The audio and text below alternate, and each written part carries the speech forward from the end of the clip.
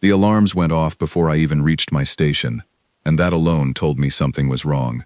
I had served on Halden Reach for 6 years, and in all that time, the deep space sensors had never once triggered a Level 3 alert. Level 3 meant unknown origin, unknown intent, and unknown capability. It meant nobody had a plan. I ran through the narrow corridor of the outpost, my boots striking the metal floor in a rhythm that matched my racing heart. Officers pushed past me in the opposite direction, their faces pale under the flickering emergency lights. When I reached the command deck, the air felt heavier, thick with a tension I had never experienced before. Admiral Silas Bourne stood at the center of the room, his arms crossed, staring at the main display. On it, a single dot moved steadily across the black expanse of space, crossing the border of Dominion territory, as if the border did not exist. "One ship," he said, more to himself than to anyone else. "Just one ship." I stepped closer, my eyes fixed on the screen. The vessel was small compared to our own cruisers, sleek and dark, with none of the ornamental plating that most fleets use to display rank or affiliation. It moved with a strange grace, unhurried, almost indifferent to the fact that it had just entered space, that belonged to the most powerful coalition in the known galaxy. "Identification?" Bourne asked. The communications officer, a young woman named Rena Iskra, shook her head. "Nothing in our records matches the design. No transponder signal, no response to our hailing frequencies. Species?" "Unknown, sir." Bourne exhaled slowly, the kind of breath a man takes when he is trying to convince himself that everything is still under control. "Send a warning. Standard border protocol. If they do not respond, prepare defense platforms for a show of force." I watched as the message was sent, watched the numbers on the screen tick by as we waited for a reply. None came. The ship continued forward, entering the outer edge of our monitored zone, moving toward the 3 automated defense platforms that guarded this stretch of space. Those platforms had been built centuries ago, reinforced over generations, capable of holding off entire fleets of lesser powers. I had seen simulations where a dozen platforms like these had turned back invasions from rival empires. They were not decorations. They were proof of everything the Dominion had built. "Second warning," Bourne ordered. Again, silence. The platforms activated on their own, their automated defense systems recognizing the intrusion and responding according to protocol. Beams of focused energy lit up the display, converging on the single unmarked vessel. I held my breath. The ship did not slow down. It did not maneuver. It did not even seem to notice. And then, one by one, the platforms went dark. Not destroyed in the way I expected, not with the bright flashes and scattering debris that our simulations always showed. They simply stopped. Their power signatures vanished from the display. Their communication relays fell silent, and their presence in our sensor logs faded into nothing, as if they had never been there at all. "Report," Bourne said, his voice tighter now. "Platform 7 is offline," Rena said, her fingers moving quickly across her console. "Platform 8, offline. Platform 9, she paused, staring at her screen. "Platform 9 is also offline, sir." Nobody spoke. The command deck, usually filled with the low hum of conversation and the clatter of instruments, had gone completely quiet. I looked around at the faces of the officers near me, and I saw the same expression on all of them, an expression I recognized because I felt it myself. It was the look of people who had just watched something they believed to be impossible. "How?" Bourne finally said. "How does one ship disable 3 fortified platforms without a single detectable weapon discharge?" Nobody answered him, because nobody knew. I moved to my own station, a smaller console near the back of the room where I handled communications analysis and cultural translation for first contact scenarios. It was a role I had trained for but rarely used, since the Dominion had encountered nearly every major species in this part of the galaxy over the past several centuries.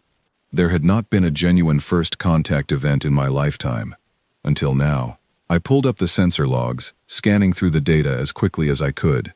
The energy readings from the platforms showed a complete and sudden loss of power, but there was no trace of any weapon signature reaching them. No thermal spike, no radiation surge, no debris field. It was as though the platforms had simply chosen to stop functioning. "Sir," I said, my voice quieter than I intended, "there is no attack signature in the data." Bourne turned to me, his expression sharp. Explain. I mean exactly what I said. Whatever disabled those platforms did not use any weapon system we have on record. There is no impact, no discharge, no residue. It is as if the platforms simply lost the ability to function. That is not possible, Bourne said. I know, I replied, but it happened. He turned back to the display, his jaw tight, his eyes narrowed at the small, dark shape still moving steadily forward. I could see him trying to calculate the situation, trying to fit it into a framework that made sense, and failing. Get me the council, he said. Now. While Rena worked to establish a secure channel, I stayed at my console, running every comparison I could think of. I searched through old records of encounters with other species, checking for any similar pattern, any documented case of a weapon that could disable systems without a visible trace. I found nothing, not in our archives, not in the shared databases we maintained with allied species, not anywhere. Whoever built that ship possessed something entirely outside our understanding. The unidentified vessel continued its approach, moving past the wreckage of the defense platforms without pause, without acknowledgement, as if they had been nothing more than an inconvenience swept aside. I watched the dot on the screen inch closer to the edge of our charted territory, closer to the outpost itself. Distance? Bourne asked. 6 hours until it reaches our position, at current speed, Rena answered. 6 hours. It did not sound like much time, and yet it felt like an eternity, stretching out in front of us, filled with uncertainty. I thought about the crew on this outpost, hundreds of people who had signed on for routine border patrol, who had never expected to face something like this. I thought about the client species who depended on the Dominion for protection, who believed, as I once had, that our fleet was the strongest force in this part of the galaxy. I thought about how quickly that belief had begun to crack. The council connection was established within the hour, a holographic projection flickering to life above the central table. Chancellor Petra Wren appeared first, her expression calm but alert, followed by several other council members whose names I recognized from years of formal briefings. Admiral Bourne, Chancellor Wren said, we have received your preliminary report. Walk us through what happened. Bourne explained the situation as clearly as he could, describing the approach of the unidentified vessel, the failed communication attempts, and the disabling of the 3 defense platforms. When he finished, the council remained silent for a long moment, absorbing the information. One ship, a council member finally said, his tone skeptical. You are telling us that one ship disabled 3 fortified platforms and continued forward without slowing. That is correct, Bourne said. And you have no explanation for how this was accomplished. None, Bourne admitted.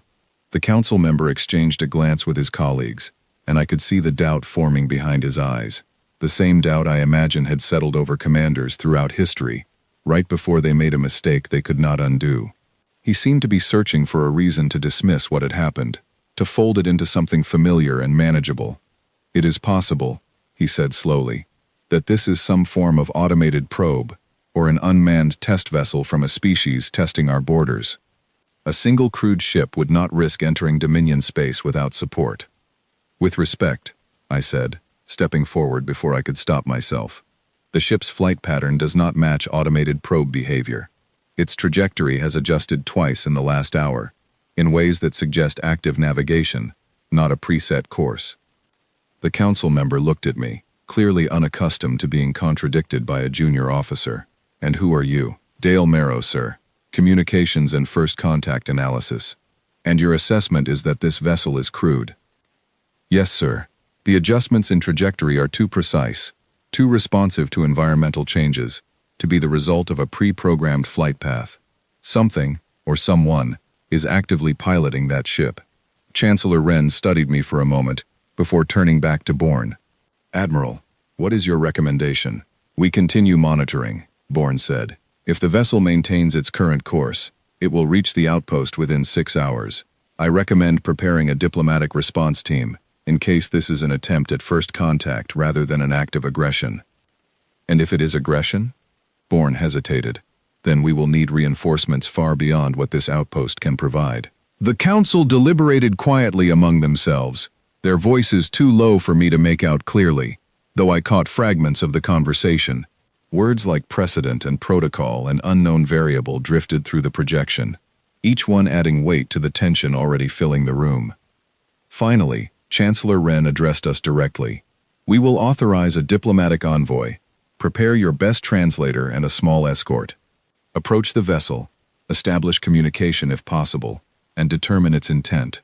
Under no circumstances should you provoke further conflict." "Understood," Bourne said.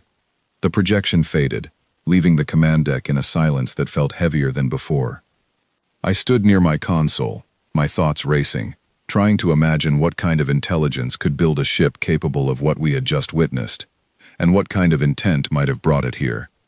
Bourne turned to me. "Marrow, you will accompany the envoy." I nodded, though my stomach tightened at the assignment.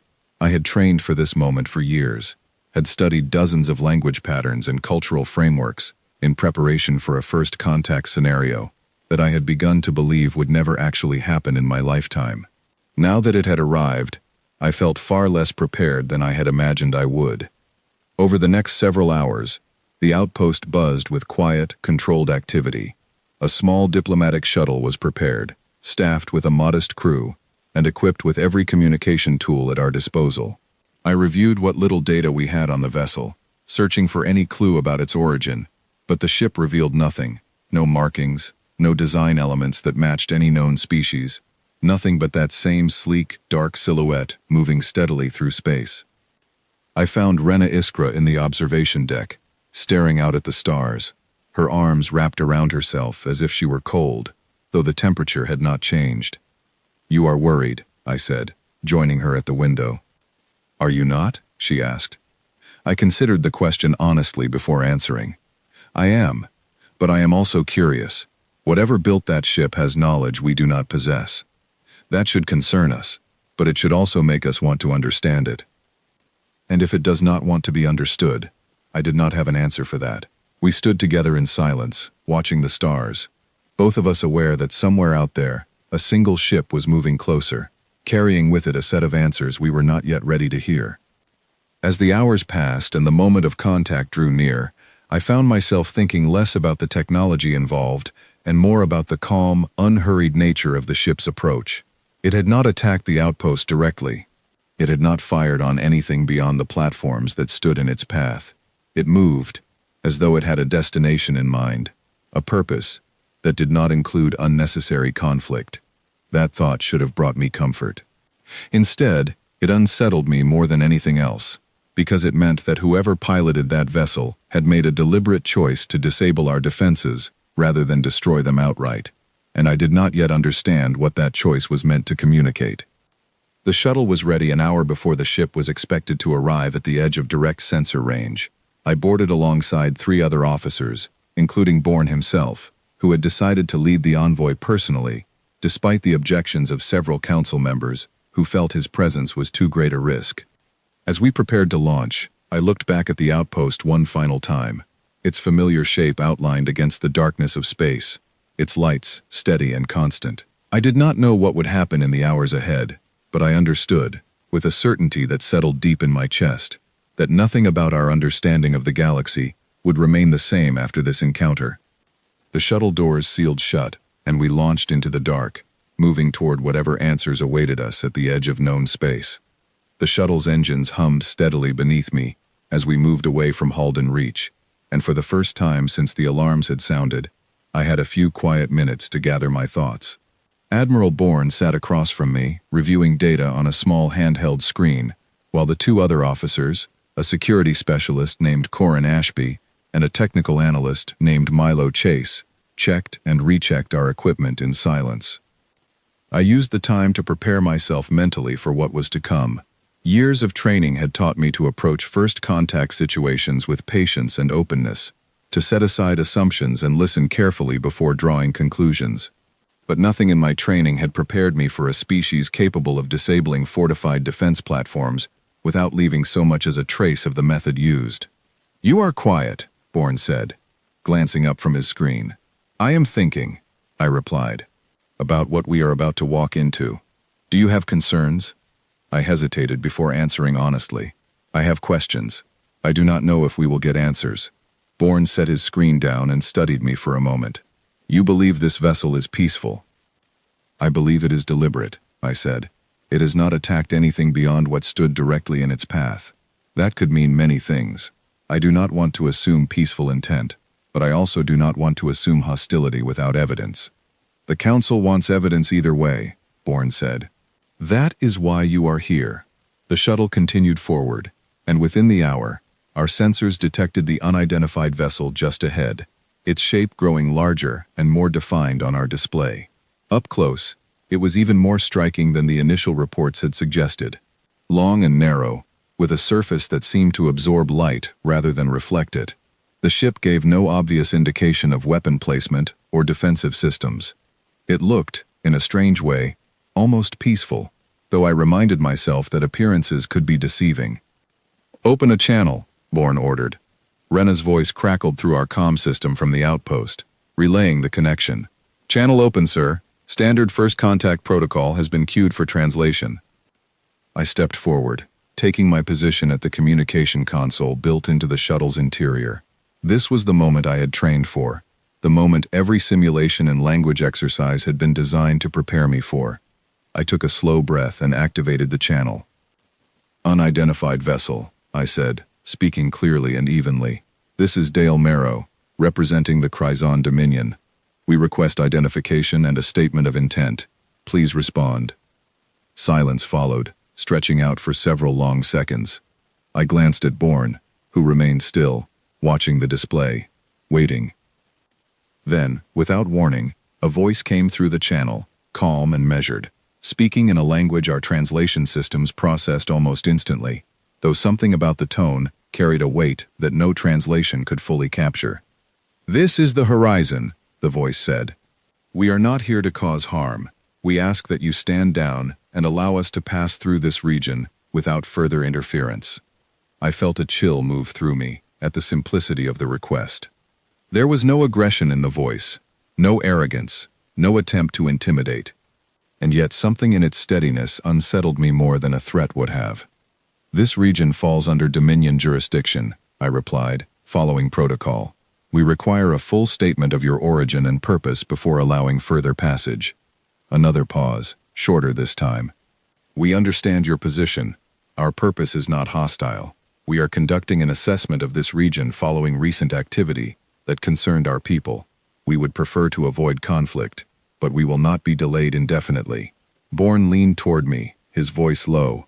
Ask about the platforms. Ask why they disabled our defenses instead of destroying them. I nodded and turned back to the console. Our defense platforms were disabled without any detected weapon discharge. Please explain the method used and your reason for engaging them at all. This time, the silence stretched longer, and I began to wonder if the connection had failed. Then the voice returned, still calm, still measured, but carrying an edge I had not noticed before. Your platforms engaged us first, according to your own protocols. We chose to disable them rather than destroy them, because we prefer to avoid unnecessary loss. We ask that you extend the same courtesy and allow us to continue without further engagement. I relayed the response to Bourne, who frowned deeply, clearly turning the words over in his mind.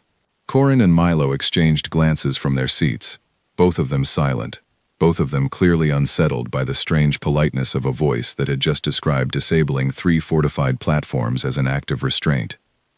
They are asking us to stand down, Bourne said quietly, as if we are the ones causing the problem. Sir, I said carefully, based on the tone and structure of their responses, I do not believe this is a bluff or an attempt at manipulation. I believe they genuinely see their actions as restrained. That is absurd, Bourne said. They disabled 3 platforms in seconds, using a method we cannot even detect, and they call that restraint? If they are being honest, I said, then what they consider an act of aggression must be significantly more severe than what we witnessed. That should concern us more than the platforms themselves.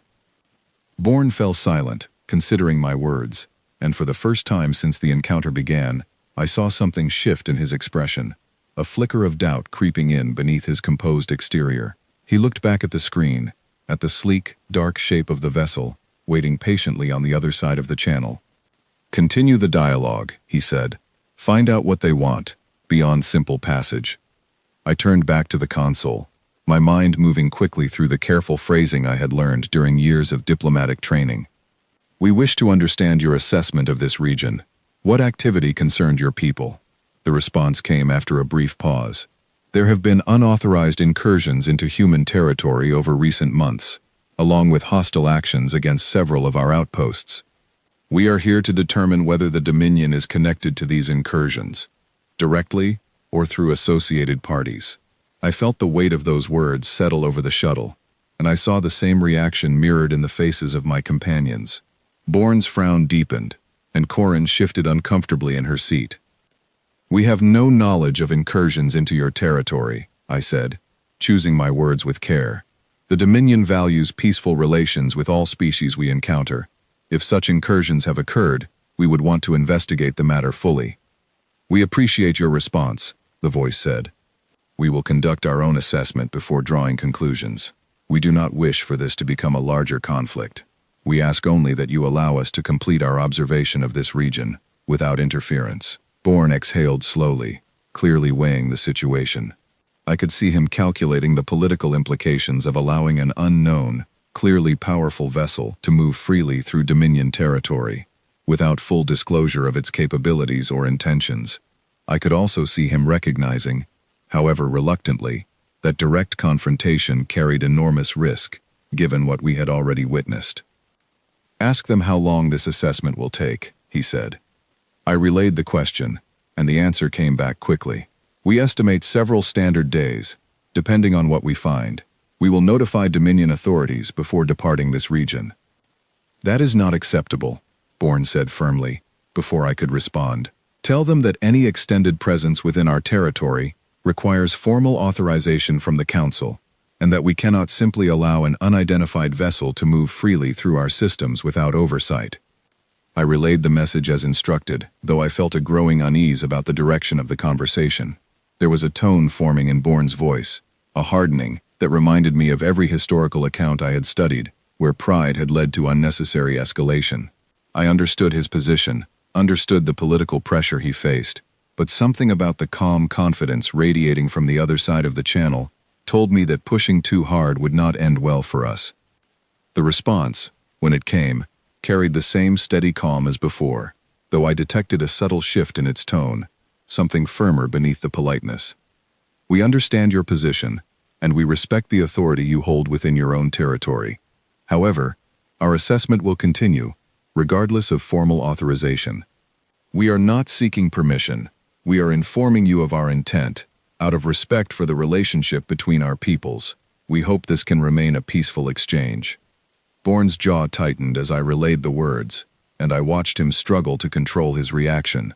This was not the deference he had expected, not the caution that most species displayed when facing the full weight of Dominion authority. It was something else entirely, a quiet, unwavering confidence that did not require aggression to make its point.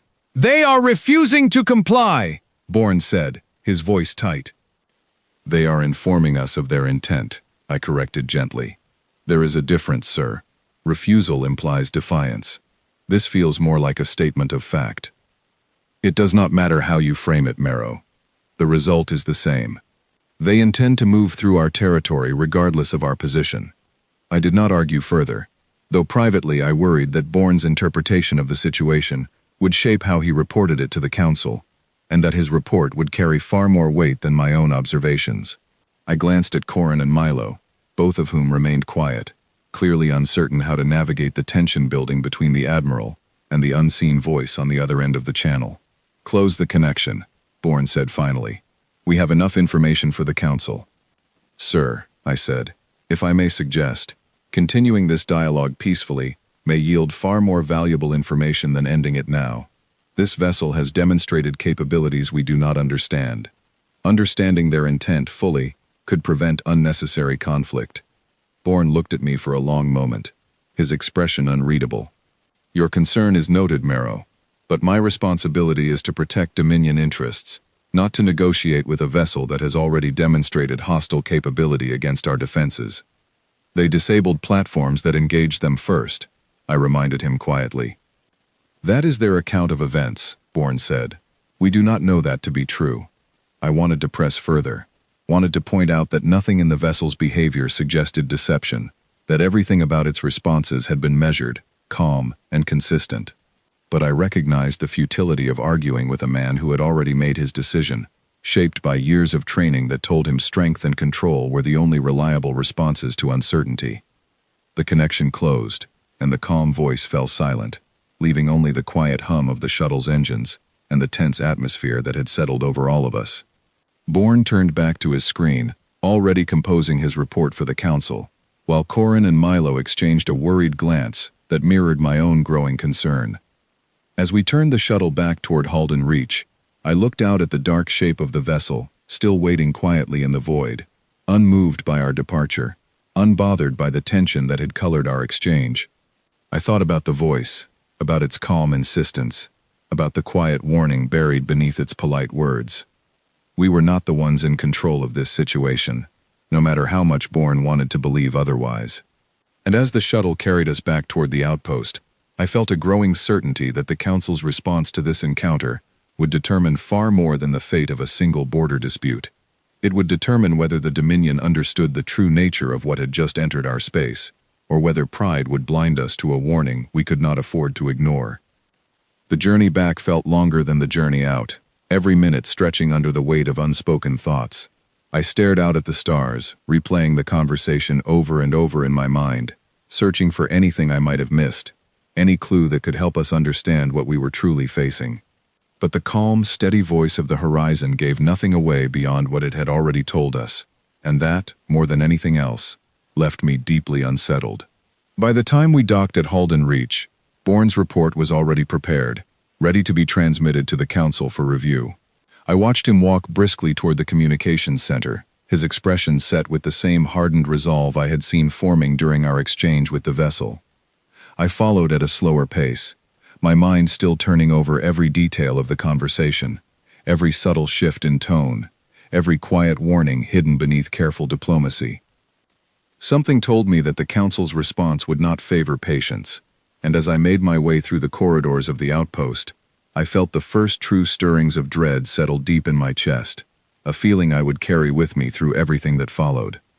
The Council's response arrived faster than I expected, and it was not what I had hoped for.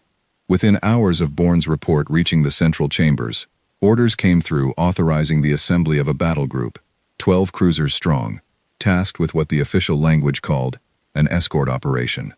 I understood the true purpose the moment I read the directive. This was not an escort. This was a demonstration of force, meant to remind every watching species in the region that the Dominion did not tolerate a single unidentified vessel moving through its territory without consequence. I stood in the briefing room alongside dozens of other officers as the operational details were laid out, and I felt the same unease I had carried since our conversation with the horizon settled deeper into my chest. Admiral Bourne stood at the front of the room, his posture rigid, his voice carrying the same firm resolve that had colored his every word during our encounter with the unidentified ship. The Council has authorized Fleet Group Aurelian to intercept the vessel designated Horizon, Bourne announced. Our objective is to escort it beyond Dominion territory. If it refuses compliance, we are authorized to use appropriate force to ensure its departure. A murmur moved through the room, a mixture of confidence and unease that I recognized from years of serving alongside these officers. Most of them had never encountered a threat that the combined strength of a Dominion battle group could not overcome. 12 cruisers represented an enormous concentration of firepower, more than enough, by every historical standard, to handle any single vessel, regardless of its unknown capabilities. I found myself seated near Milo Chase, the technical analyst who had accompanied us on the diplomatic shuttle. He leaned toward me, his voice low. "You do not look convinced," he said. "I am not," I admitted quietly.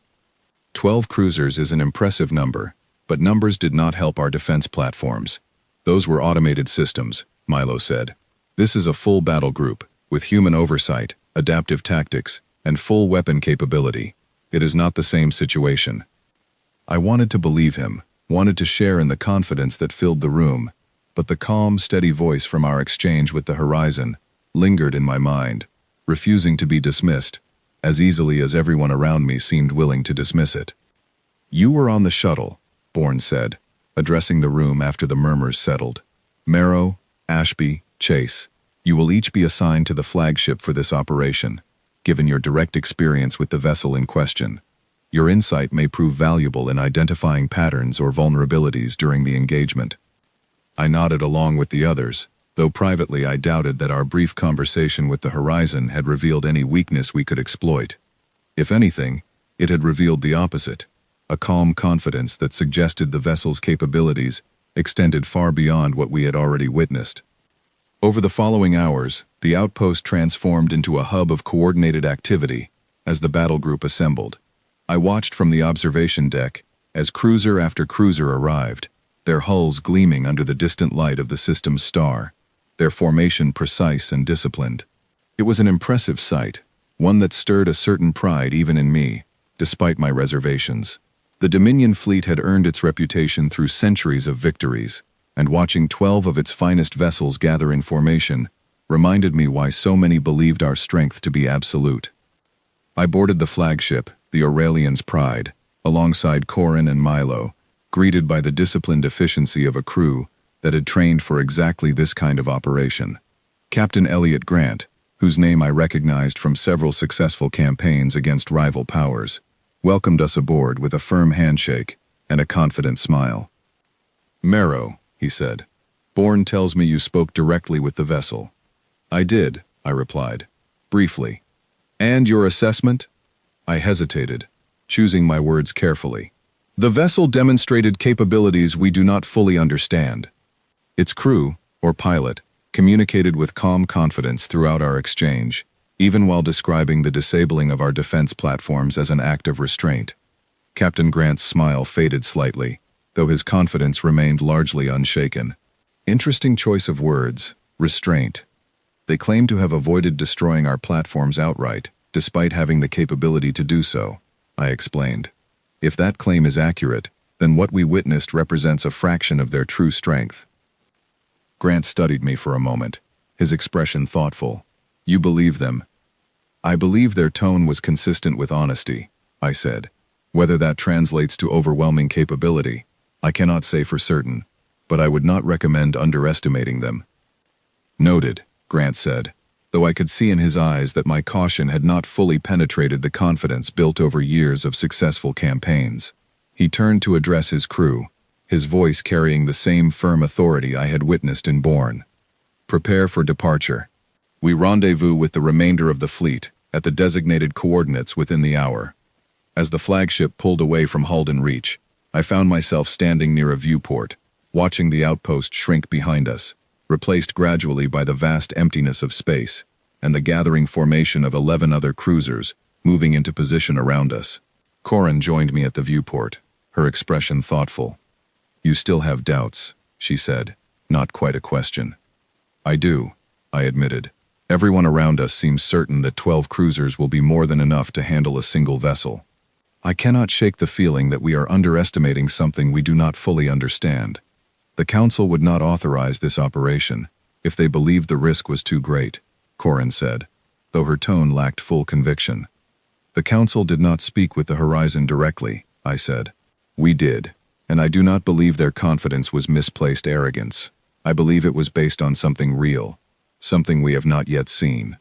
Corin fell silent, considering my words as the fleet continued its formation, moving steadily toward the coordinates, where our sensors had last tracked the unidentified vessel. I spent the following hours reviewing every scrap of data we had gathered, searching for any pattern that might explain the method used to disable our defense platforms, but the information remained frustratingly incomplete. Milo joined me in the small analysis room set aside for our team, his own screens filled with technical schematics and power distribution models. "I have been running simulations," he said, "trying to model what kind of weapon system could disable our platforms without leaving a detectable signature." "And your conclusions?" He shook his head, clearly frustrated. "Nothing conventional fits. Every weapon system I know of leaves some form of residue, whether thermal, radiological, or electromagnetic. The complete absence of any signature suggests either a method entirely outside our current understanding or a level of precision that allows them to erase evidence of their methods after the fact. Either possibility is concerning, I said. Deeply, Milo agreed. We continued working through the data as the fleet moved closer to its target, the tension aboard the flagship building steadily with each passing hour. I noticed the change in atmosphere among the crew, the confident chatter of earlier hours giving way to a quieter, more focused energy, as the reality of the approaching engagement settled over everyone involved. Captain Grant called a final briefing several hours before we expected to reach the horizon's position. The command deck filled with senior officers from across the fleet, their faces illuminated by the glow of tactical displays showing our formation and the projected position of the target vessel. Our approach will be measured and controlled, Grant explained, gesturing to the display. We will establish a perimeter around the horizon, offering one final opportunity for peaceful compliance. If the vessel refuses to alter course and depart Dominion territory, we are authorized to disable its propulsion systems and escort it out under guard. And if disabling its propulsion proves impossible, one of the other captains asked. Grant's expression hardened slightly. Then we will use whatever force is necessary to neutralize the threat. I felt a chill at those words, though I understood the necessity behind them from a strategic standpoint. 12 cruisers represented an enormous investment of resources and personnel, and no commander could afford to enter such an engagement without a clear plan for escalation if peaceful measures failed.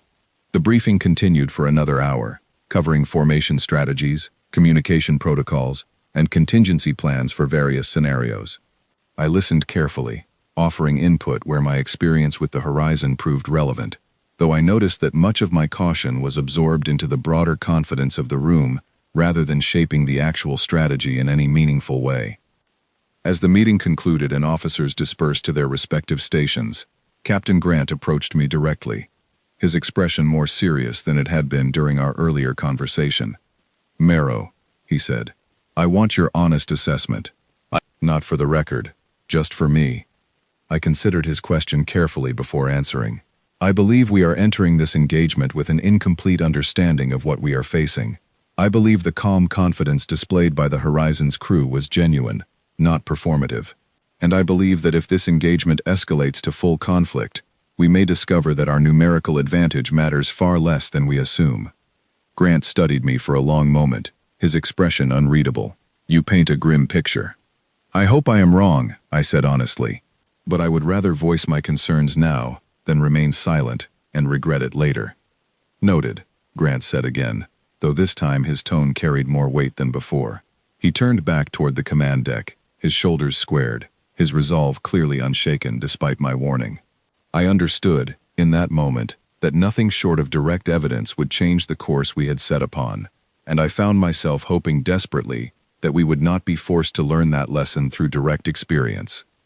The fleet continued its approach through the following hours, moving in disciplined formation across the dark expanse of space. I spent much of that time in the analysis room with Milo and Corin, reviewing data, running simulations, and preparing every possible contingency we could think of, though I suspected, deep down, that none of our preparations would prove sufficient for what lay ahead. As the final hour approached, I made my way to the observation deck, needing a few quiet moments before the engagement began. I stood at the viewport, watching the distant shape of our target grow larger against the backdrop of stars, its sleek, dark silhouette unmistakable even at this distance. 12 cruisers, hundreds of skilled personnel, centuries of military tradition and unbroken victory, all converging on a single vessel that had, by every account, approached our territory with more restraint than aggression. I thought about the calm voice that had spoken to us during our earlier exchange, the quiet warning buried beneath its polite words, and I felt a growing certainty that we were about to learn, in the most direct way possible, exactly what that warning had meant. The fleet moved into final position, the horizon growing steadily larger on our displays, and as Captain Grant issued the order to establish contact one final time, I felt the weight of the moment settle over the entire ship, a silence heavier than any I had experienced before, filled with the unspoken understanding that whatever happened next would change everything we believed about our place in this galaxy. Captain Grant gave the order, and the final hailing message went out across every channel we had, a formal request for the Horizon to alter course and depart Dominion territory under guard. I stood near the communication station, watching the seconds tick by, my hands clenched at my sides despite my efforts to remain composed. The response came quickly this time, the same calm voice we had heard before, though something in its tone had shifted, grown quieter, more resigned. "We have already explained our purpose here," the voice said. "We do not wish for this to become a conflict. We ask, one final time, that you allow us to complete our assessment without interference." Captain Grant's jaw tightened as he listened to the translation. "Tell them this is their last opportunity to comply peacefully." I relayed the message, my voice steady, despite the tension coiling tightly in my chest. The response, when it came, carried a weight I had not expected. "We understand," the voice said simply. "We regret that this could not be resolved differently." The channel closed, and for a long moment, nobody on the command deck spoke. I looked at the tactical display, watching the horizon remain motionless, its position unchanged, giving no indication of retreat or aggression. It simply waited, as though it already understood exactly how this would unfold. "Formation Bravo," Grant ordered. "Move to intercept position. Prepare disabling fire on my mark." The fleet shifted smoothly into position, 11 cruisers spreading into a wide formation around the lone vessel, while the Aurelian's Pride held its position slightly behind the main line, coordinating the operation from a safer distance. I watched the tactical display with a growing sense of dread, every instinct in my body telling me that something was deeply wrong with the calm stillness of the Horizon's response. "Mark," Grant said. The lead cruisers opened fire, their weapon systems releasing coordinated bursts, aimed at disabling the Horizon's propulsion and defensive systems without causing catastrophic damage. I watched the display, waiting for the impact, waiting for some visible sign of the engagement unfolding. Nothing happened. The weapon fire simply failed to reach its target, the beams dissipating harmlessly before making contact, as though some invisible barrier had absorbed their energy entirely. I heard sharp intakes of breath around the command deck, the confident murmurs of moments before replaced by stunned silence. "Report," Grant demanded, his voice tight. "Weapons fire is being neutralized before impact," the tactical officer said, her voice shaking slightly. "We are seeing no indication of the mechanism involved." "Continue firing," Grant ordered. "All cruisers, coordinated barrage." The fleet unleashed a full salvo, every weapon system firing in unison, filling the space between our formation and the horizon with a storm of coordinated energy. And still, nothing reached the target. The vessel remained motionless, undisturbed, as though the combined firepower of 12 Dominion cruisers amounted to nothing more than a passing breeze. Then, one by one, our own ships began to fall silent. It started with the cruiser designated Halcyon Reach, its position on the tactical display flickering briefly before its power signature dropped entirely, its communication relay falling silent mid-transmission. I watched the display in disbelief as the ship simply stopped responding, its cruise status readings fading into blankness. "Halcyon Reach is not responding," the tactical officer said, panic creeping into her voice. "All systems offline. No distress signal. Reroute auxiliary power," Grant ordered. "Get me a status update immediately." But before anyone could respond, another cruiser fell silent, then another, each one disappearing from our tactical readouts in the same eerie, quiet manner as the defense platforms had days before. There was no explosion, no visible damage, no debris field marking their destruction. They simply stopped, their systems going dark one after another, as though some invisible hand had reached across the void and extinguished them entirely. "This is not possible," Grant said, his composed authority cracking for the first time since I had met him. "Get me a full sensor sweep. I want to know what is happening to my fleet." I watched the display in stunned silence as cruiser after cruiser went dark, the formation that had seemed so overwhelming just minutes before dissolving into scattered, lifeless hulls drifting silently through space. Corin gripped the edge of her console, her knuckles white, while Milo stared at his screens with an expression of pure disbelief. 8 cruisers down," the tactical officer reported, her voice barely steady. 9, 10.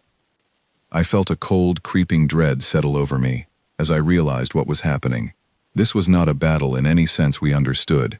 There was no exchange of fire, no visible engagement, nothing that resembled the conflicts we had trained for and studied throughout our careers. It was simply a quiet, methodical demonstration, each ship falling silent in turn, as though the horizon was showing us, with patient precision, exactly how little our resistance mattered. 11 cruisers down, the tactical officer said, her voice barely a whisper now. Only the Aurelian's pride remained, its systems still functioning, its crew still present and accounted for, though I could not shake the feeling that our survival was not the result of any defensive capability on our part, but rather a deliberate choice made by whoever, or whatever, controlled the horizon. Captain Grant stood frozen at the center of the command deck, staring at the display, his confident authority replaced entirely by a look of stunned disbelief. I had never seen a man so thoroughly unmade by a single moment, and I understood, watching him, that everything he had believed about our fleet's capabilities had just been dismantled in a matter of minutes. "Hold position," he finally said, his voice quiet. "Do not engage further." Nobody argued with the order. I do not believe anyone aboard the ship had any desire to test the horizon's patience further, not after witnessing 11 of our finest cruisers fall silent, without so much as a visible weapon discharge in their direction. The channel opened again, unprompted, the same calm voice returning, though it carried a note of quiet finality that settled over the command deck like a physical weight.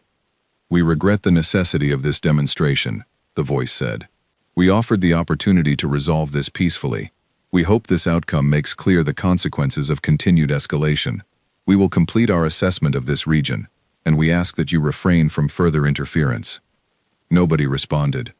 I glanced at Captain Grant, who remained silent, his eyes fixed on the display showing the scattered, lifeless shapes of 11 cruisers drifting in the void, their crews unresponsive, their fate uncertain. "Status of the disabled vessels," Grant finally said, his voice hollow. "Life support systems appear to remain functional on several ships," the tactical officer reported after a tense moment. "We are detecting minimal power signatures consistent with emergency backup systems. Crew status remains unknown." A small measure of relief passed through the command deck at that report. The possibility that the crews of those 11 cruisers might still be alive, even if their ships had been rendered completely inoperable.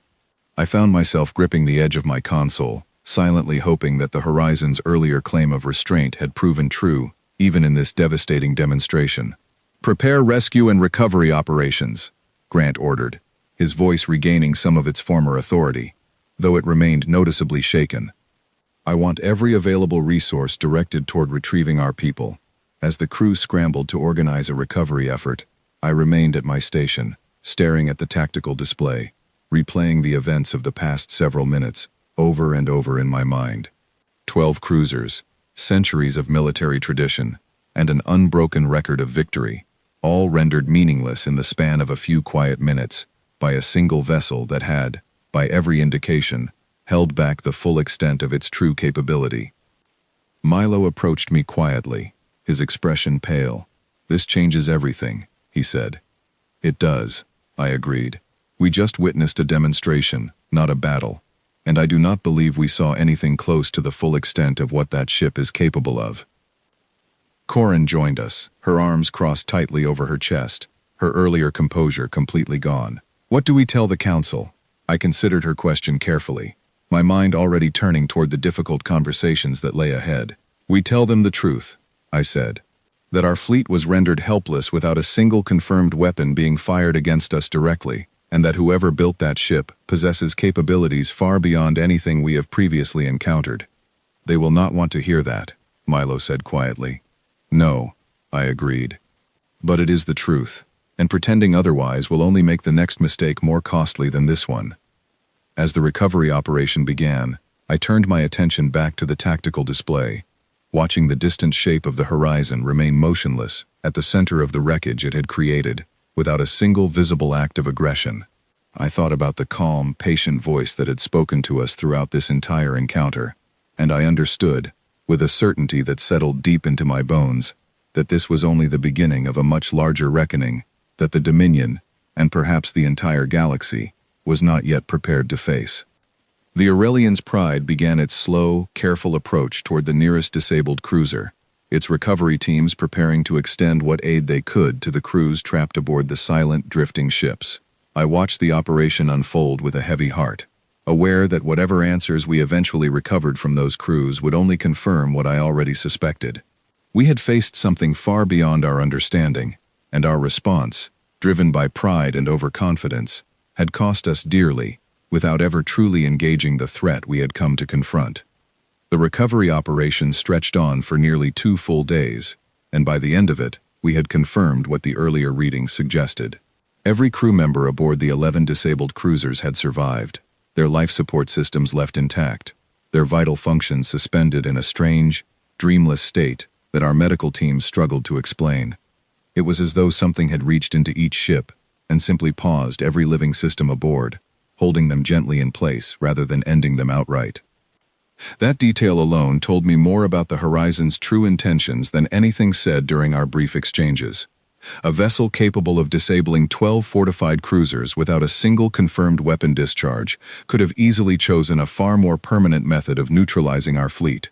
Instead, it had chosen restraint. Again, just as it had claimed from the very beginning. I stood in the medical bay of Halden Reach, watching as the recovered crew members slowly regained consciousness, their confused expressions mirroring the same disbelief that had settled over all of us since the engagement ended. Captain Grant moved among them, offering quiet words of reassurance, though I could see the weight of the encounter still heavy in his own posture. "They have no memory of the moment their ships went dark," Rena Iskra told me, reviewing the medical reports on her tablet. One moment they were at their stations, and the next, they were waking up here, with no sense of time having passed. That is consistent with a controlled shutdown, I said, rather than any form of direct assault. "It is unsettling either way," Rena replied. To think that a single vessel could exert that level of control over an entire battle group without any of us understanding the method, I could not disagree with her. The technical reports compiled by Milo and his team over the following days offered no clearer answers than we had before the engagement. Every scan, every sensor log, every possible measurement pointed to the same maddening conclusion. Whatever technology the Horizon employed left no detectable trace, no residue, no signature that our instruments could identify or replicate. Meanwhile, the political fallout from the engagement began to ripple outward through Dominion territory, faster than any of us anticipated. Word of the failed operation spread quickly among neighboring systems and client species, many of whom had built their sense of security around the unshakable reputation of the Dominion fleet. That reputation now lay in ruins, alongside the drifting hulls of our disabled cruisers. I was summoned before the Council personally, along with Captain Grant and Admiral Bourne, to provide a full account of the engagement. The chamber felt different this time, the usual air of confident authority replaced by a tense, uncertain atmosphere that permeated every corner of the room. Chancellor Petra Wren addressed us directly, her expression carefully controlled despite the evident strain beneath it. "Walk us through the engagement, in full detail." I let Captain Grant provide the tactical account first, describing the formation, the failed weapons fire, and the systematic disabling of 11 cruisers within a matter of minutes. When he finished, the chamber fell into a heavy silence, broken only by the quiet murmur of council members exchanging troubled glances. "And your assessment, Marrow?" Chancellor Wren asked, turning to me directly. "The vessel demonstrated a level of restraint throughout this entire encounter that I believe was deliberate and consistent," I said. "It disabled our defense platforms rather than destroying them. It disabled our battle group rather than eliminating it. Every crew member survived without injury. I believe this was intended as a demonstration, not an act of aggression." "A demonstration of what, exactly?" one of the council members asked, his tone sharp. "Of capability," I said, "and of restraint. I believe the Horizon wanted us to understand exactly what we were dealing with, without resorting to the kind of destruction that would have made peaceful resolution impossible." The council member frowned deeply. "You are suggesting that this vessel showed us mercy." "I am suggesting that it showed us exactly as much force as it believed necessary to make its point, and not a fraction more," I said carefully. "That distinction matters, because it tells us this species values control and precision over unnecessary destruction. That is not the behavior of an enemy seeking conquest. It is the behavior of a power confident enough that it does not need to prove itself through excessive force. The chamber fell silent again, the weight of my words settling over the assembled council. Chancellor Wren studied me for a long moment before speaking again. "And what do you recommend, given this assessment?" "I recommend we cease attempts at direct confrontation," I said. "I recommend we open a formal diplomatic channel, treating this species not as an unknown threat to be neutralized, but as a power whose capabilities we do not yet fully understand, and whose intentions, based on their consistent behavior, do not appear to include conquest or destruction." Admiral Bourne, who had remained largely silent throughout the proceedings, finally spoke. "With respect, Chancellor, we cannot simply extend diplomatic courtesy to a vessel that disabled an entire battle group without provocation. They responded to our defense platforms engaging them first," I reminded him gently, "and to our battle group's decision to open fire despite their repeated requests for peaceful passage. I do not believe the provocation, in this instance, originated with them." Bourne's expression tightened, though he did not argue further, perhaps recognizing, at last, the truth in what I had been saying since our very first exchange with the Horizon. The council deliberated at length following our testimony, and I waited outside the chamber alongside Grant and Bourne, none of us speaking much as the hours passed. When Chancellor Wren finally emerged to deliver the council's decision, her expression carried a weariness that had not been present before this entire encounter began. "The council has decided to authorize a formal diplomatic channel with the vessel designated Horizon," she announced. "Marrow, given your direct experience and demonstrated understanding of their communication patterns, you will lead this initiative." I felt a mixture of relief and apprehension at the assignment, relief that the council had chosen dialogue over further confrontation, and apprehension at the enormous responsibility now resting on my shoulders. "Understood, Chancellor," I said. Before I could begin preparing for this new phase of the encounter, however, the Horizon itself broadcast a message across every frequency accessible within Dominion territory, a message that reached every ship, every outpost, and every listening station within range almost simultaneously. I stood in the communications center of Halden Reach as the message played, its calm, measured tone unmistakable even through the crackle of a broad, unfiltered transmission. "To all who receive this message," the voice said, "we wish to make our position clear. We are humanity, and we do not seek conflict with any species who do not seek conflict with us. We have observed recent engagements within this region that concern us, and we ask that all parties refrain from further hostile action against our people or our interests. We understand that trust cannot be built through force alone, and we remain open to peaceful dialogue with any who wish to pursue it. However, we will not be tested a second time without a proportional response. We hope this message serves as clarity, rather than as a threat." The message ended, leaving a heavy silence in its wake.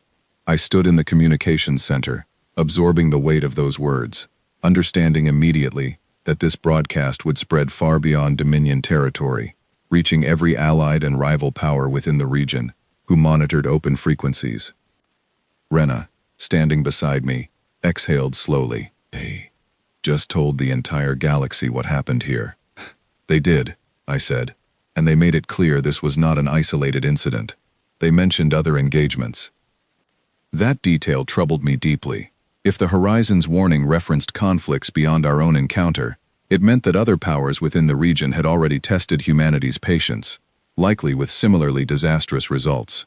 I thought back to the fragments of conversation during our first contact, the mention of unauthorized incursions into human territory, hostile actions against their outposts, activity concerning enough that they had dispatched a vessel to investigate directly.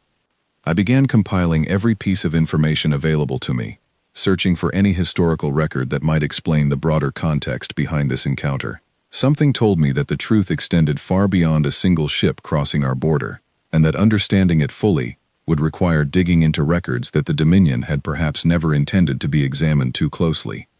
Over the following days, as preparations began for formal diplomatic contact, I found myself increasingly drawn toward those older records, driven by a growing suspicion that this was not, in fact, the Dominion's first encounter with humanity. Something about the calm, practiced restraint, displayed throughout every interaction, suggested experience, a familiarity with conflict that did not align with a species encountering us for the first time. I brought my concerns to Rena, who had access to archival databases through her role in communications intelligence. I need you to help me search for anything related to prior contact with a species matching this description, I told her quietly, in the privacy of her small office within the outpost's administrative wing. She studied me carefully. You believe this has happened before? I believe the restraint we witnessed was too practiced, too consistent, to be improvised on the spot, I said. I want to understand why. Rena nodded slowly, her expression thoughtful. I will see what I can find, but if there is something buried in the older records, it will not be easy to access. Certain archives require clearance well above either of our current authorizations. Then we will need to find a way around that clearance, I said, because I believe understanding our past with this species may be the only thing standing between the Dominion and a mistake far larger than the one we already made. Rena's expression grew serious as she considered the implications of what I was suggesting. After a long moment, she nodded again, more firmly this time. I will help you, she said, but we need to be careful. If someone within the Dominion buried this information deliberately, they will not appreciate us digging it back up. I understood the risk clearly, and yet the growing unease inside me left no room for hesitation. Whatever the truth was, I needed to understand it fully before stepping into direct diplomatic contact with a species whose calm, measured strength had already reshaped everything I believed about the balance of power within this galaxy. Rena and I began our search quietly, careful not to draw attention from the administrative staff who monitored access to the outpost's deeper archival systems. She worked through the evening hours, using her communications clearance to probe the outer layers of restricted records, searching for any reference to prior contact with a species matching the description we now associated with humanity. For the first 2 days, we found nothing. The Dominion's official history, spanning 10,000 years of expansion and unbroken military success, contained no mention of any species called humanity, no record of any prior engagement, no trace of a first contact event that might explain the practiced restraint we had witnessed aboard the horizon. Perhaps there is nothing to find, Rena said late on the second night, rubbing her eyes as she stared at yet another dead end in the archival system. Perhaps this truly is our first encounter with them, and their restraint simply reflects a cautious species testing unfamiliar territory. I considered her words carefully, though something inside me resisted the simplicity of that explanation. The tone of their communication did not feel cautious, I said. It felt confident, practiced, as though they already understood exactly what to expect from us. Rena sighed, returning her attention to her screen. Then we keep looking. On the third night, she found something. It was buried deep within a maintenance log from a decommissioned research outpost near the edge of Dominion territory, a facility that had been officially closed nearly 40 years earlier, due to what the records described as a critical infrastructure failure. Rena pulled up the file, her expression shifting from fatigue to sharp focus as she scanned the contents. This does not match standard decommissioning language, she said, turning her screen toward me. Look at the personnel transfer records. Every single staff member assigned to this facility was reassigned within the same week, scattered across different systems, with no consistent pattern in their new postings. I leaned closer, studying the details she had uncovered. That is unusual. It is more than unusual, Rena said. It is the kind of pattern you see when someone wants to break up a group of people who witness something they should not have witnessed. We spent the following hours tracing the individual reassignments, cross-referencing names and postings, searching for any connection between the scattered personnel. Most had continued their careers quietly, retiring or transferring further over the following decades, their records showing nothing unusual beyond that single, coordinated relocation. But one name caught my attention, a researcher named Petra Wren, listed as the facility's lead scientific officer at the time of its closure. Chancellor Wren, I said quietly, staring at the name on the screen. Rena's eyes widened as she made the same connection. You believe she was involved in whatever happened at that facility?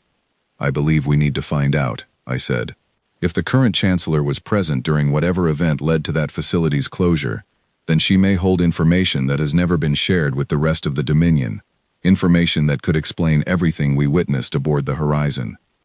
We continued digging, searching for any additional records connected to the facility, though most of what remained had been heavily redacted or removed entirely from the archival system. What little we could piece together suggested that the outpost had been conducting research into long-range sensor technology, monitoring distant regions of space far beyond typical Dominion patrol routes. If they were monitoring distant space, I said, thinking through the implications carefully, it is possible they detected something they were not prepared for, perhaps an early encounter with a human vessel, long before any of us understood what that encounter truly represented. And if that encounter went poorly, Rena added, it would explain why the records were buried so thoroughly, an early conflict, kept quiet to protect the Dominion's reputation. I felt a growing certainty settle over me as the pieces began fitting together. If humanity's first contact with the Dominion had ended in a conflict that reflected poorly on our capabilities, and if that conflict had been deliberately erased from public record to protect the illusion of Dominion invincibility, then everything that had happened since, the calm restraint aboard the Horizon, the confident, practiced tone of its communications, made far more sense. We needed more information, however, and the trail through official records had grown cold. I decided, after much deliberation, that our only remaining option was to approach Chancellor Wren directly, though I understood the enormous risk involved in confronting one of the most powerful figures within the entire Dominion, with evidence suggesting she had participated in concealing information vital to our current crisis. Before taking that step, however, I wanted additional confirmation, something beyond circumstantial connections between reassigned personnel and a decommissioned research facility. Rena suggested we search for any surviving personnel from the original staff who might still be willing to speak about what had happened, provided we could locate them and gain their trust. After several more days of careful searching, we located a retired technician named Milo Chase's uncle, a man named Dorian Chase, now living in quiet retirement on an agricultural colony several systems away from Halden Reach. Rena arranged a secure, unofficial communication channel, and I found myself speaking with the elderly man late one evening, uncertain what to expect from the conversation. I wondered if someone would eventually come asking about that place, Dorian said, his voice carrying the weariness of decades spent staying silent about whatever he had witnessed. I assumed it would remain buried until after I was gone. We believe the facility encountered something significant, something connected to the species, now identifying themselves as humanity, I said carefully. We need to understand what happened, Mr. Chase. It may be critical to preventing a much larger conflict. Dorian was quiet for a long moment before responding. We detected an unusual vessel passing through a distant system we were monitoring, decades ago. It was small, similar in design to what I understand approached your territory recently. Our facility attempted contact, following standard protocol, though our equipment at the time was far less advanced than what exists today. What happened? I asked. The vessel did not respond to our hailing attempts, Dorian said. Our commanding officer, eager to prove the value of our research facility, ordered an attempt to disable the vessel using an experimental long-range weapon system we had been developing. The attempt failed entirely. The weapon simply did not function upon activation. Its systems disabled before we could even complete the firing sequence. And the vessel? It continued on its way, without further incident, Dorian said. But before it departed, it broadcast a brief message, warning us against further hostile action, and referring to itself using a name I had never heard before, humanity. I felt a cold certainty settle deep within me, as Dorian's account confirmed exactly what I had begun to suspect. And the facility's closure? Command decided the incident represented an unacceptable risk to Dominion prestige, if it became widely known, Dorian said. We were ordered to remain silent. Our facility was decommissioned under the guise of infrastructure failure, and all of us were quietly reassigned to prevent the story from spreading. Was Petra Wren present during this incident? I asked directly. Dorian hesitated before answering. She was our lead scientific officer, yes. She argued against the weapon test from the very beginning, warning that provoking an unknown vessel without understanding its capabilities was reckless. She was overruled by our commanding officer at the time.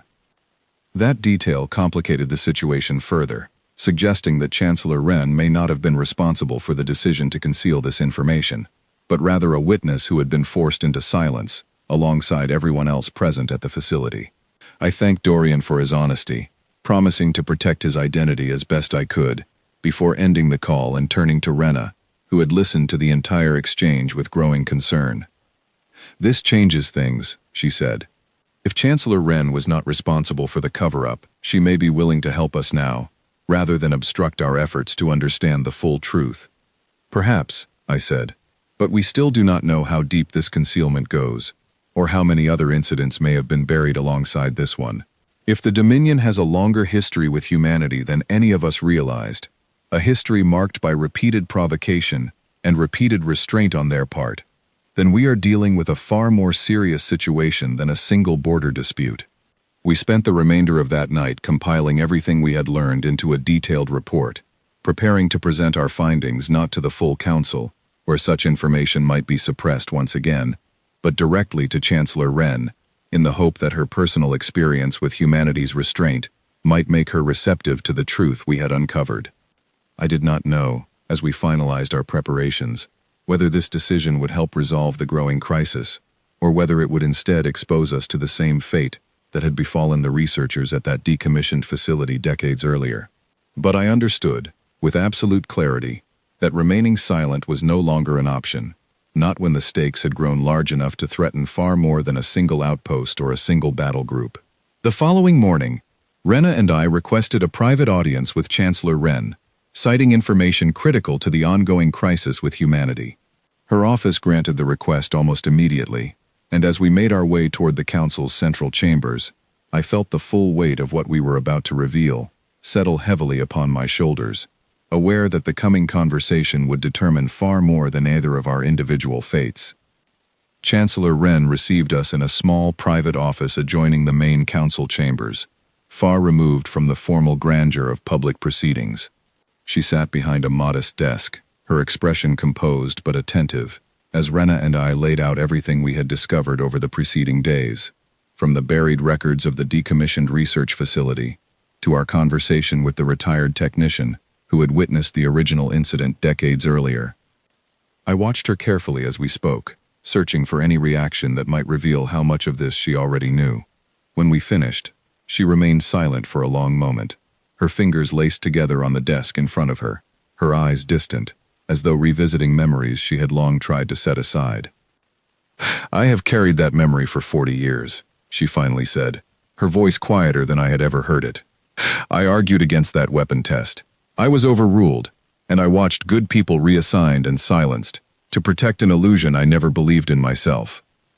"Then you understand why this information matters now," I said.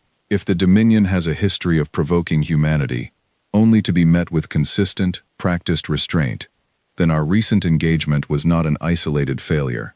It was a continuation of a pattern we have refused to acknowledge for decades." Chancellor Wren nodded slowly. "I understand completely, and I agree that this information must be shared with the full council, regardless of how uncomfortable that conversation will be." Her willingness to act surprised me, given how carefully this information had been buried in the past, and for a brief moment, I allowed myself to hope that we had found an ally capable of steering the Dominion toward a wiser path. That hope, however, proved short-lived. Within hours of our meeting, before Chancellor Wren could bring our findings before the full council, several armed security officers arrived at the small quarters where Rena and I had been staying, presenting orders for our immediate detention, pending a full security review of our unauthorized access to restricted archival records. I understood immediately what had happened. Someone within the council, alerted to our discoveries, had moved quickly to suppress the information before it could spread any further, regardless of Chancellor Wren's own willingness to address the truth openly. "This is unacceptable," Rena said, her voice tight with barely controlled anger, as the officers explained the situation. "We uncovered information critical to the Dominion's survival, and your response is to silence us?" "Our orders come directly from senior council leadership," the lead officer said, his expression carefully neutral. "You will both be held for questioning regarding unauthorized access to classified materials." I exchanged a quick glance with Rena, understanding immediately that we could not allow ourselves to be detained, not when the information we carried needed to reach beyond the narrow circle of officials clearly intent on burying it once again. Fortunately, Rena's technical expertise proved invaluable in that moment, as she had prepared, quietly and without my knowledge, a contingency plan in case our efforts drew unwanted attention. "Follow me," she whispered, guiding me toward a maintenance corridor she had identified during her research into the outpost's older infrastructure, corridors that predated the more heavily monitored sections of the facility. We moved quickly, avoiding the primary security patrols, making our way toward a small transport bay Rena had identified as having minimal oversight due to ongoing maintenance work. As we navigated the narrow, dimly lit corridors, my mind raced through the implications of what was happening. If senior Dominion officials were willing to detain us simply for uncovering historical truth, it confirmed exactly how deeply invested certain factions remained in preserving the illusion of unbroken Dominion strength, regardless of the very real danger that illusion now posed to the entire galaxy. We reached the transport bay just as an alert began circulating through the facility's internal communication system, flagging our unauthorized movement through restricted corridors. Rena worked quickly, overriding the security locks on a small transport vessel typically used for short-range supply runs between outposts. "This will get us clear of Halden Reach," she said, gesturing for me to board quickly. "But we will need a destination beyond Dominion jurisdiction if we hope to avoid recapture," I thought quickly, considering our options. "The horizon remains within this region, conducting its assessment. If we can reach them, we may be able to share our findings directly, bypassing Dominion leadership entirely."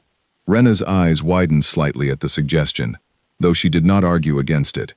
"That is an enormous risk," she said. "Everything about this situation has become an enormous risk," I replied, "but I believe understanding the full truth of our history with humanity may be the only path toward preventing further conflict, and I do not believe Dominion leadership will allow that truth to reach anyone capable of acting on it." We launched the small transport vessel just as security forces reached the bay, their pursuit delayed just long enough by Rena's careful override of the facility's internal systems. As we cleared Halden Reach's immediate vicinity, I activated the vessel's long-range communication system, transmitting a message on the same open frequency the Horizon had used for its earlier broadcast.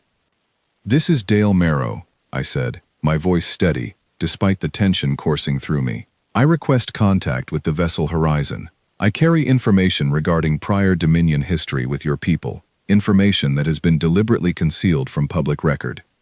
I believe this information is relevant to preventing further conflict between our species."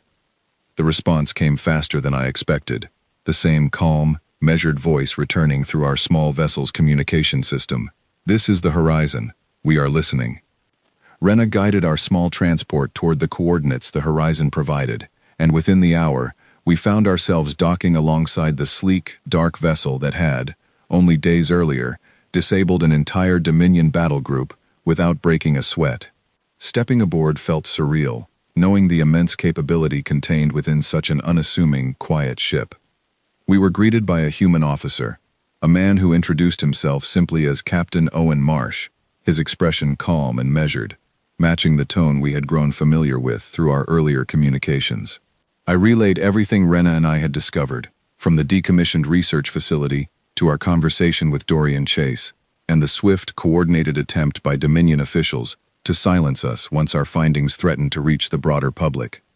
Captain Marsh listened carefully throughout our account, his expression thoughtful. "This confirms much of what our own historical records indicate," he said finally. "We have encountered several incidents over recent decades involving unprovoked hostility from various regional powers, including, we now understand, an earlier encounter with your own Dominion forces. We chose restraint in each instance, hoping to avoid unnecessary escalation, though we recognize that restraint has, in some cases, been misinterpreted as weakness rather than genuine care for peaceful coexistence. I believe that misinterpretation nearly cost the Dominion a battle group, and could cost far more if left unaddressed," I said. "I hope that by bringing this truth forward, we can begin building a foundation for genuine dialogue between our peoples, rather than repeated cycles of provocation and demonstration." Captain Marsh nodded slowly. "We share that hope, though I must tell you, based on recent reports reaching us from other regions, Your dominion is not the only power currently testing our patience. We have received similar warnings needing to be issued to at least 3 other governments within neighboring space, each apparently unaware of the full extent of our capability, and each seemingly determined to learn that lesson through direct confrontation rather than dialogue. That revelation settled heavily over me, confirming my earlier fears that this crisis extended far beyond a single border dispute or a single buried historical record. If multiple regional powers were currently testing humanity's restraint, unaware of the consistent pattern of consequences that followed such provocations, then the galaxy stood at the edge of a much larger reckoning, one that would only be avoided through a widespread shift in understanding that many powerful factions seemed unwilling to accept. "What can we do to help prevent further escalation?" I asked. Captain Marsh considered the question carefully. "Continue sharing the truth, wherever you find willing ears." Understanding spread slowly, especially against the resistance of those invested in maintaining old illusions of dominance.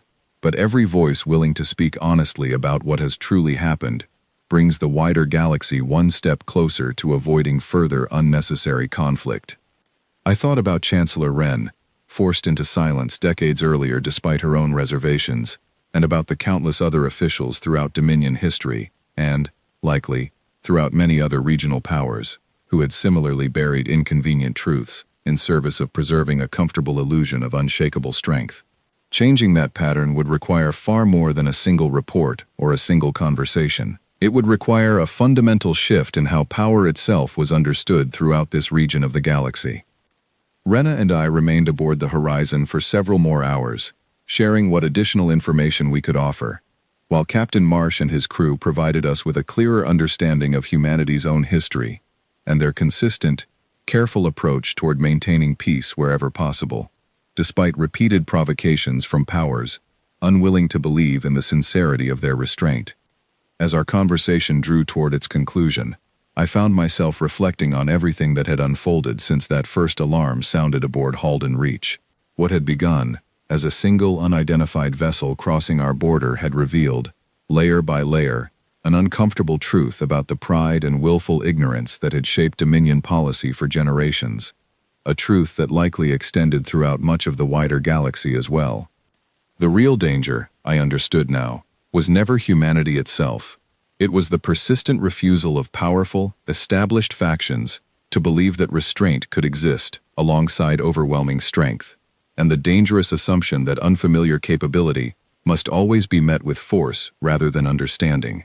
That refusal had already cost the Dominion an entire battle group, and unless something changed, unless more voices were willing to speak the truth despite the risks involved, it would continue costing far more across every corner of the galaxy, still clinging to outdated assumptions about where true power truly resided. As Rena and I prepared to depart the Horizon, uncertain what awaited us upon any eventual return to Dominion space, Captain Marsh offered a final thought that stayed with me long after we left his ship behind. "Every civilization eventually faces a choice," he said quietly. "Cling to old certainties, even as evidence mounts against them, or adapt to a truth that challenges everything previously believed. We hope, for the sake of everyone involved, that your people choose adaptation before the cost grows any higher." I carried those words with me as our small transport vessel pulled away from the Horizon, moving back toward uncertain territory, carrying with us a truth that many powerful voices within the Dominion would still prefer remained buried. Whatever awaited us upon our return, I understood that the quiet nightmare beginning to unfold across this region of the galaxy was not born from humanity's arrival at all. It was born from every proud, established power's stubborn refusal to believe that the galaxy they thought they understood had already changed completely, whether they were ready to accept it or not.